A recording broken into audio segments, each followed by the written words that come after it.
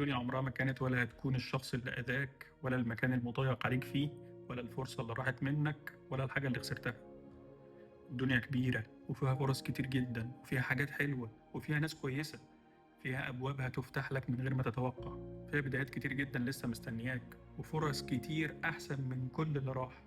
الدليل إنك لسه موجود. وطول ما أنت موجود فمعنى كده إن قصتك ما انتهتش، وإن لسه في فصول جاية.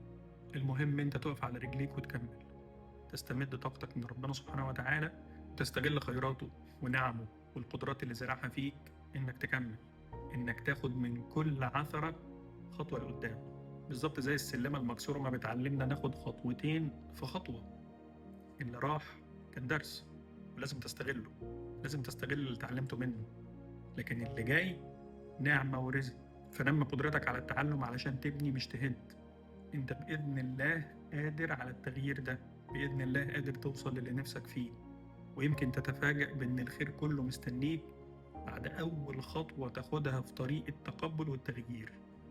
تتقبل اللي ما تقدرش تغيره، لكنك اتعلمت منه.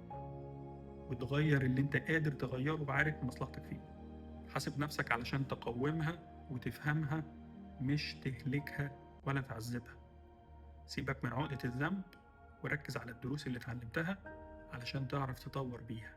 حدد أهداف جديدة لحياتك، وأي حاجة شايفها ما تستحقش إنها تكمل معاك، ناس، أحداث، أفكار، عادات، سلوك، ما تاخدهاش معاك للسنة الجديدة.